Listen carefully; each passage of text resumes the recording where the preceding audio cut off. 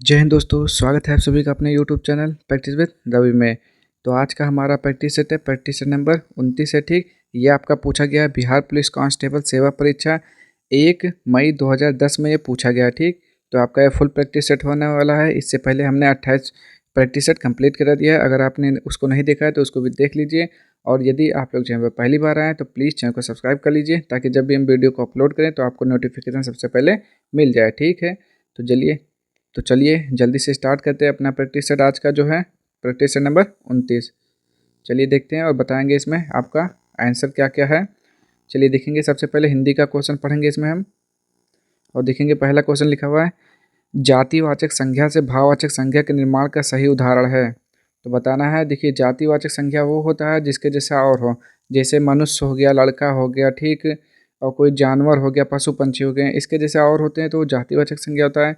भाववाचक संख्या क्या होता है, ये हमेशा एक वचन होता है। ठीक, ये दिखाई नहीं देगा, हमेशा एक वचन होगा। ठीक, तो देखेंगे जातिवाचक संज्ञा, क्या गर्म है, घबराना है, लड़का है, तो क्या बोलेंगे, लड़का हो जाएगा ना। बिल्कुल सही, लड़का क्या है, जातिवाचक संज्ञा है, इससे क्या बनेगा, लड़कपन बनेगा। ठीक, दूसरा देखेंगे इसमें, सज्जन का विपरार्थी शब्द है, यानी कि सज्जन का विलोम शब्द बताना। ठीक, तो सज्जन का क्या हो जाता है, दुर्जन हो जाता है, तो बिल्कुल सही है आप लोग यहाँ पे। अगला क्वेश्चन देखेंगे इसमें, क्वेश्चन नंबर 3, निम्नलिखित में भारतेंदु की सही संधि विच्छेद है। तो भारतेंदु का क्या हो जाएगा, भारत धन इंदु हो जाएगा। 3 का बोलेंगे राइट आंसर, तो बिल्कुल सही, भारत धन इंदु हो जाएगा। अगला क्वेश्चन देखेंगे इसमें, क्वेश्चन नंबर 4, नीलकंठ शब्द क्या है। बोलेंगे नीलकंठ किसे बोला जाता है, भगवान शंकर को बोला जाता है। ठीक, जब आपको समझ लीजिए कोई दूसरा पर्यायवाची दे तो क्या हो जाएगा, जल्दी से बताएंगे। नीलकंठ शब्द कौन सा हो जाएगा, रूढ़, यौगिक या फिर योग रूढ़ हो जाएगा। बोलेंगे तो नीलकंठ देखिए 2 शब्दों से मिलकर बना हुआ है ना, तो क्या हो जाएगा, यौगिक हो जाएगा। ठीक, अगला क्वेश्चन देखेंगे इसमें, 5वां, और बताएंगे इसका राइट आंसर क्या हो जाएगा। देखेंगे क्वेश्चन नंबर 4 फिर से जरा, नीलकंठ शब्द क्या है, तो यौगिक नहीं है, नीलकंठ शब्द आपका योग रूढ़ ही है। ठीक, हमने पहले सी बताया था, फिर बी बताया, फिर सी बता रहे हैं। ठीक, उसके लिए सॉरी, ये आपका क्या हो जाएगा, मैंने कंफर्म करने के लिए एक बार रुक गया था थोड़ी देर के लिए, तो ये क्या है, योग रूढ़ हो जाएगा। ठीक, नीलकंठ शब्द क्या है आपका, योग रूढ़ है। देखिए, वे यौगिक शब्द जो समान अर्थ प्रकट करे वो यौगिक होता है, और जो कोई अलग अर्थ प्रकट करे, ठीक, तो क्या हो जाता है, योग रूढ़ हो जाता है। ठीक, चलिए अब हम देखते हैं अगला क्वेश्चन, क्वेश्चन नंबर 5 से। ठीक, गलती के लिए माफ़ी चाहते हैं एक बार फिर से। 5वां देखेंगे, सर्वनाम व सार्वनामिक विशेषण का वाक्य है। देखेंगे इसमें और बताएंगे इसका राइट आंसर 5वें का। ठीक, तो क्या हो जाएगा, सर्वनाम और सार्वनामिक विशेषण क्या होता है, यह पुस्तक मेरी है और वह तुम्हारी है। ये क्या होता है, सर्वनाम है, और क्या है, सर्वनामिक विशेषण है। सर्वनामिक विशेषण वह होता है जो सर्वनाम शब्द की विशेषता को प्रकट करे। अगला, किसी वर्ण में हलंत का प्रयोग किया जाता है। किसी वर्ण में हलंत का प्रयोग किया जाता है, हा की ध्वनि के लिए, नाक से उच्चारण के लिए, नाक और मुंह से उच्चारण के लिए, वर्ण को बिना स्वर से प्रयोग करने के लिए। तो 6 का क्या हो जाएगा, वर्ण को बिना स्वर से प्रयोग करने के लिए हलंत का प्रयोग किया जाता है। ठीक, अगला क्वेश्चन देख लेते हैं इसी में, संकेतवाचक अवयव का वाक्य है, कौन सा है, जल्दी से देखेंगे। संकेतवाचक अवयव कौन सा है 7वें का, बोलेंगे तो ये हो जाएगा, संकेतवाचक क्या हो जाएगा, यह गिलास आधा भरा है। ठीक, ये हो जाएगा। अगला क्वेश्चन देखेंगे इसमें, क्वेश्चन नंबर 8, निम्नलिखित में से प्रश्नार्थक निपात कौन सा है। तो जिससे प्रश्न पूछा जाता है वही प्रश्नार्थक हो जाएगा, ये हो जाएगा क्या। ठीक, जो प्रश्न पूछने के लिए प्रयोग किया जाए। अगला, निम्न में से आरंभ बोधक संयुक्त क्रिया कौन सी है, जल्दी से बताएंगे।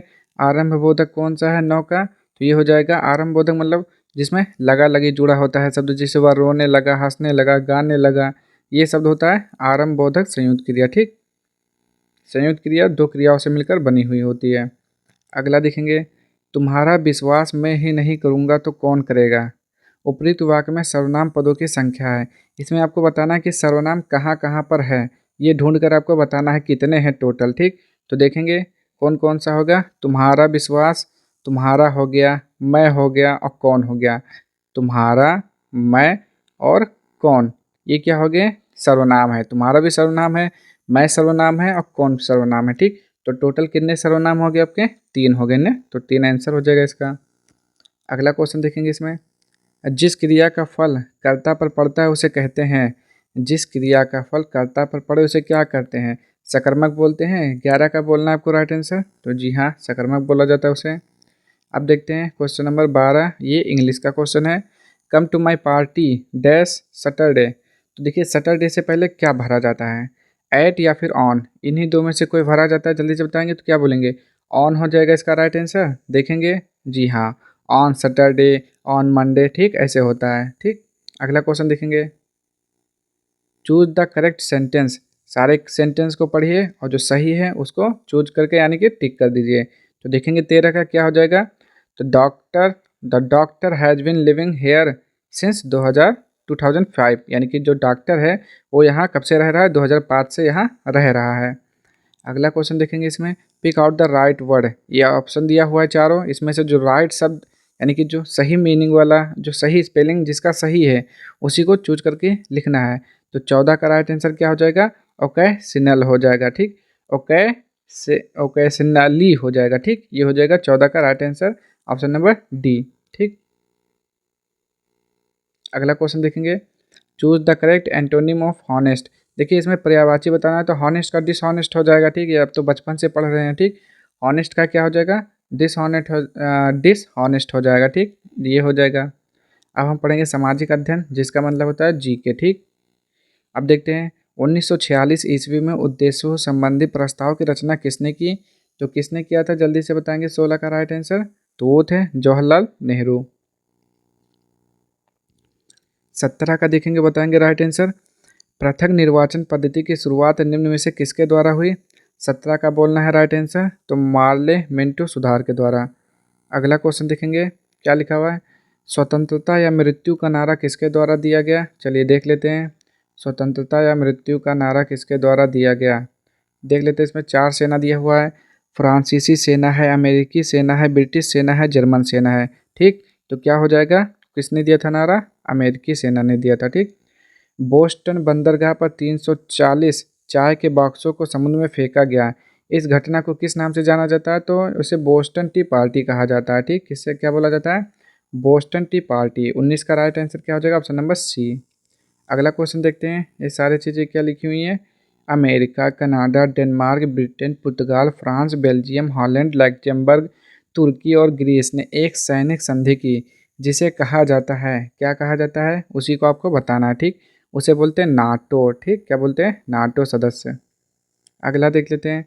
राष्ट्र संघ के स्थायी सदस्य हैं, तो 5 स्थायी सदस्य हैं, और वो कौन कौन है जल्दी से बताएंगे।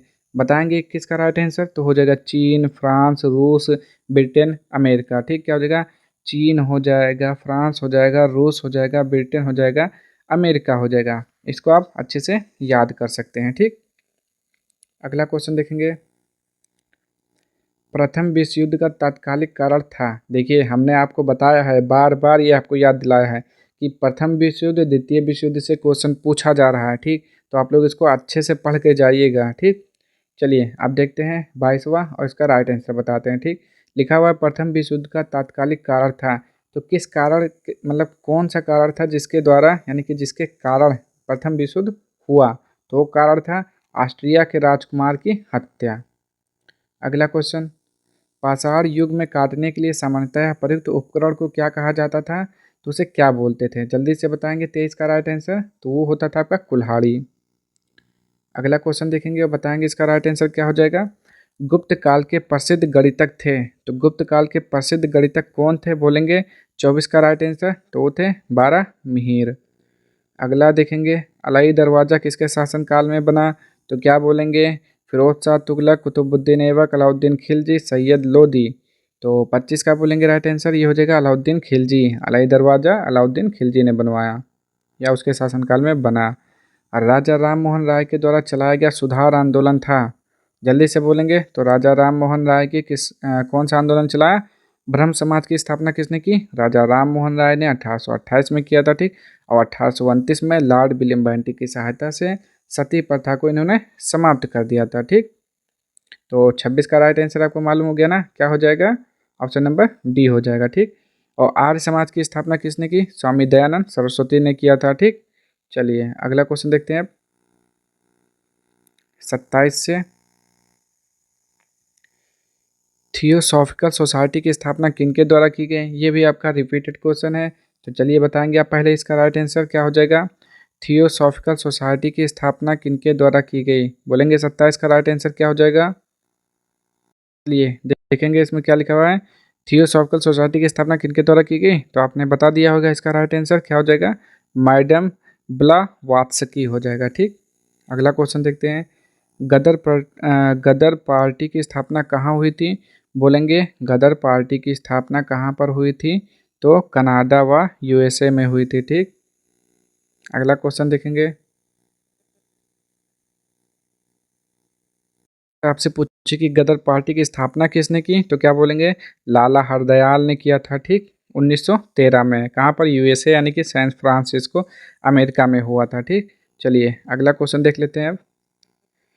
महात्मा गांधी ने भारतवर्ष में पहला सत्याग्रह कहाँ प्रारंभ किया, तो जल्दी से बोलेंगे तो क्या हो जाएगा इसका राइट आंसर 29 का। क्या बोलेंगे चंपारण 1917। जी हाँ, चंपारण हो जाएगा। अगला क्वेश्चन देखेंगे इसी में। असहयोग आंदोलन कब शुरू हुआ था? ये भी देखिए, इससे पहले वाली वीडियो में शायद आपका ये पूछा गया है। ठीक, तो असहयोग आंदोलन कब शुरू हुआ था? जल्दी से बोलेंगे क्या हो जाएगा। 1920 हो जाएगा। जी हाँ, सही है। ठीक, चलिए अगला क्वेश्चन देखेंगे इसमें। इक्वाडोर का चिम्बोरेजी ज्वालामुखी निम्न में से किस श्रेणी में आता है? बोलेंगे 31 का राइट आंसर क्या हो जाएगा, तो ये शांत में आ जाएगा। ठीक, अगला क्वेश्चन देखेंगे। विषुवतीय रेखा क्षेत्र के सघन वन लाभदायक हैं। 32 का बोलना है इस बार राइट आंसर, तो क्या हो जाएगा जड़ी बूटी के लिए लाभदायक हैं। अगला देखेंगे इसी में। आप गिलास हाउस में सब्जियां कहाँ उगाएंगे? बोलेंगे 33 का राइट आंसर, तो टुंड्रा में। विषुवत रेखा के समीप तापमान सबसे अधिक होता है क्योंकि क्यों होता है तापमान? बोलेंगे इसका राइट आंसर 34 का, क्योंकि ताप छोटे क्षेत्र में केंद्रित होता है। ठीक, अगला क्वेश्चन देखेंगे इसमें। आग्नेय शैल में निम्नलिखित कौन से तत्व पाए जाते हैं? 35 का बोलना है इस बार राइट आंसर, तो उसमें कौन सा तत्व होता है? इसे परतदार चट्टान भी कहते हैं। देखिए पूछ क्या रहा है, बता क्या रहा है। आग्नेय शैल में निम्नलिखित कौन से तत्व पाए जाते हैं? तत्व पूछा है, कौन सा तत्व पाए जाते हैं, जल्दी बताएंगे इसका राइट आंसर 35 का। देखिए इसमें पूछ कुछ रहा है और बता कुछ रहा है। ठीक, तो हम मैं बता दे रहा हूँ। आग्नेय शैल में आपका क्या होता है, सिलिकॉन होता है, मैग्नीशियम होता है। ठीक, और सारे कई चीज़ें पाए जाते हैं, पोटेशियम होता है। ठीक, तो चलिए इसको छोड़ते हैं, अगला क्वेश्चन देखते हैं अब हम। इसमें पूछा कुछ है, बता कुछ और रहा है, ऑप्शन दिया है कुछ और का। देखते हैं यहाँ पे। 36, निम्नलिखित में कौन सा खाद्य फसल नहीं है? बोलेंगे 36 का राइट आंसर क्या हो जाएगा। कौन सा खाद्य फसल नहीं है? चाय हो जाएगा इसका राइट आंसर। ठीक, अगला क्वेश्चन देखेंगे। और चाय का सर्वाधिक उत्पादक राज्य कौन सा है? बताइए कमेंट बॉक्स में इसका आंसर। अगला देखिए, निम्नलिखित में से कौन सा कारक विषम जलवायु प्रकार के लिए मुख्यतः उत्तरदायी है? 37 का बोलना है राइट आंसर, हो जाएगा सागर से दूरी। सॉरी, अगला अलग नहीं, अलगा, सॉरी। अगला क्वेश्चन देखते हैं। ठीक, थोड़ा लड़खड़ा जाता है जी। अगला देखेंगे। जनगणना 2001 के अनुसार निम्न में से किस राज्य में महिला साक्षरता प्रतिशत सर्वाधिक है? बोलेंगे 38 का राइट आंसर, ये भी आपका शायद रिपीटेड क्वेश्चन है। बोलेंगे 38 का, ये हो जाएगा केरल। लिग्नाइट किस प्रकार का कोयला है? 39 का बोलना है इस बार आपको राइट आंसर, तो यह निम्न स्तर का कोयला है। अगला क्वेश्चन देखेंगे। गेहूं किस जलवायु की फसल है? जल्दी से बोलेंगे। गेहूं जो है आपका किस जलवायु की फसल है? शीतोष्ण जलवायु है, यानी कि शीत और उष्ण। इंडियन कॉपर कॉरपोरेशन कहाँ स्थित है? 41 का बोलना है, तो घाटशिला हो जाएगा इसका राइट आंसर। ठीक, अगला क्वेश्चन देखेंगे इसमें। निम्नलिखित में से कौन सा राज्य गेहूं के उत्पादन में प्रथम स्थान रखता है, यानी कि सर्वाधिक गेहूं उत्पादित करने वाला राज्य कौन सा है? आपसे ये पूछा है, तो वो है उत्तर प्रदेश। ठीक, आंख बंद करके आप लगा देंगे उत्तर प्रदेश। वायुमंडल की वह परत जो पृथ्वी पर रेडियो प्रसारण के लिए उत्तरदायी है। तो देखिए जब भी कहे रेडियो प्रसारण, तरंग, ये सब जब कुछ बोले तो आपको सीधा सीधा आयन मंडल बोलना है। क्या बोलना है? आयन मंडल। अगला क्वेश्चन। स्टेलेक्टाइट स्थलाकृति का निर्माण होता है, कैसे होता है? ये होता है भूमिगत जल द्वारा। दार्जिलिंग जिला किस राज्य का भाग है? और वह है, तो ये कहाँ पर है? सिक्किम में है। 45 का बोलेंगे, या फिर पश्चिम बंगाल। दार्जिलिंग जिला किस राज्य का भाग है? वह है कहाँ पर है? पश्चिम बंगाल में है। बोलेंगे इसका राइट आंसर। तो इसका राइट आंसर क्या हो जाएगा आपका? ऑप्शन नंबर सी, पश्चिम बंगाल हो जाएगा। ठीक, अगला क्वेश्चन देख लेते हैं इसी में। विधान परिषद के सदस्य का कार्यकाल कितना होता है? जल्दी से बोलेंगे। विधान परिषद के सदस्य का क्या होता है? जल्दी से बोलेंगे। तो ये 6 वर्ष का होता है। ठीक, अगला देखेंगे इसी में। नीति निर्देशक तत्व सरकार के मार्गदर्शन हेतु किसके द्वारा दिए गए हैं? 47 का बोलेंगे राइट आंसर। तो ये संविधान द्वारा दिए गए हैं। पंचायती राज संस्थाओं के जिला स्तर पर सर्वोच्च अंग का नाम है। 48 को देखेंगे आप। पहले ऑप्शन देख लीजिए यहाँ पे कौन सा है सर्वोच्च अंग, और बताएंगे उसका राइट आंसर। ठीक, तो क्या है आपका? ग्राम सभा है, या फिर आपका क्या बोलेंगे जिला परिषद, नगर पालिका, न्याय पंचायत। तो 48 का क्या हो जाएगा? जिला परिषद। किस राज्य में द्विसदनात्मक विधानमंडल नहीं है? किस राज्य में है? वो बोलेंगे केरल हो जाएगा। ठीक, पंचशील निम्न देशों के बीच समझौता है, सॉरी, पंचशील का समझौता किन देशों के बीच है? क्या बोलेंगे? भारत चीन हो जाएगा। 50 का राइट आंसर। जी हाँ, भारत और चीन हो जाएगा। अगला क्वेश्चन देखेंगे। संयुक्त राष्ट्र संघ में अमेरिका, ब्रिटेन, फ्रांस, सोवियत संघ और चीन स्थायी सदस्य हैं। तो किसके स्थायी सदस्य हैं? बोलेंगे 51 का राइट आंसर। तो ये सुरक्षा परिषद के हैं। ठीक, अगला क्वेश्चन देखेंगे इसमें। भारत क्या लिखा हुआ है? भारत ने एक समझौते के तहत संयुक्त राष्ट्र को अपनी कौन सी सेना भेजने पर सहमति दी? बोलेंगे 52 का राइट आंसर। तो भारतीय शांति सेना। अगला क्वेश्चन देखेंगे इसमें। प्रत्यक्ष प्रजातंत्र का अस्तित्व किस देश में है? 53 का बोलना है। स्विट्जरलैंड हो जाएगा। अगला क्वेश्चन देखेंगे। सार्क में मुख्य भूमिका निभाने वाला देश है तो कौन सा है? नेपाल है, भारत है, पाकिस्तान है, म्यांमार है। 54 का क्या हो जाएगा? भारत हो जाएगा। ठीक, सार्क का मुख्यालय कहाँ पर है? तो है नेपाल की राजधानी काठमांडू में है। अगला क्वेश्चन देखेंगे। सॉरी, अनुच्छेद 19 के अंतर्गत कौन सा स्वतंत्रता का अधिकार नहीं है? बोलेंगे 55 का राइट आंसर। तो क्या हो जाएगा? जल्दी से देखेंगे। तो व्यक्तिगत स्वतंत्रता का अधिकार नहीं है आपको इसके अंतर्गत। अगला, निम्नलिखित में से कौन सी भारतीय संविधान की विशेषता नहीं है? देखेंगे 56 और बताएंगे इसका राइट आंसर। तो क्या हो जाएगा? एक आलिखित संविधान।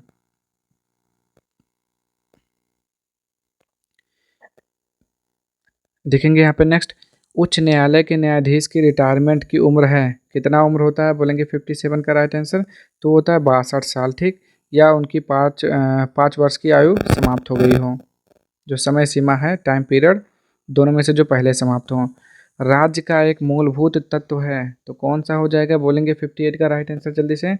तो संप्रभुता हो जाएगा। ठीक, यहीं पर देखेंगे। अगला क्वेश्चन देखेंगे क्या लिखा हुआ है। 59, संयुक्त राष्ट्र अंतर्राष्ट्रीय बाल आपातकाल फंड का लघु रूप है। बोलेंगे 59 का राइट आंसर। क्या हो जाएगा इसका शॉर्ट फॉर्म? तो ये हो जाएगा यूनिसेफ हो जाएगा। ठीक, अगला क्वेश्चन देखेंगे। किसी राज्य के राज्यपाल के संबंध में कौन सा कथन गलत है? 60 का बोलना है इसमें कौन सा गलत है। तो राज्यपाल का चुनाव संसद करती है, यही क्या है? गलत है। चलिए अब देखते हैं समान विज्ञान के क्वेश्चन यहाँ से।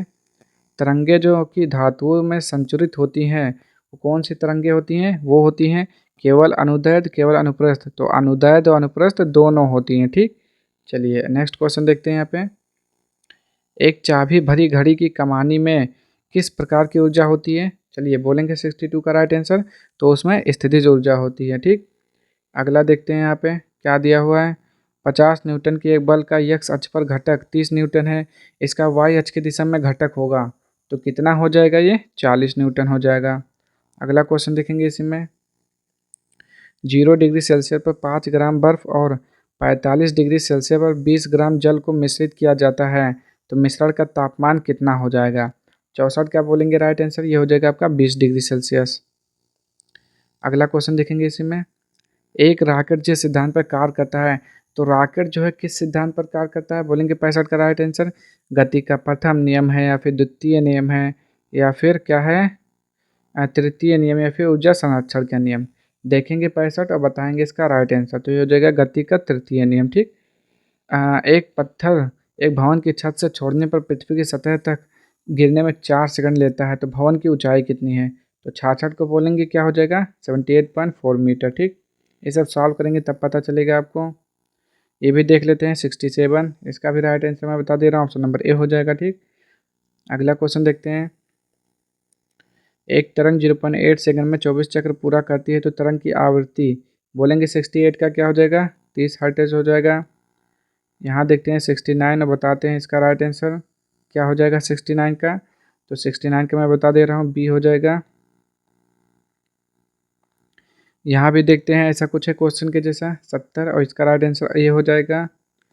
अगला क्वेश्चन देखेंगे यहाँ पे, घरेलू खाना पकाने की गैस द्रवित पेट्रोलियम गैस में मुख्य रूप से होते हैं।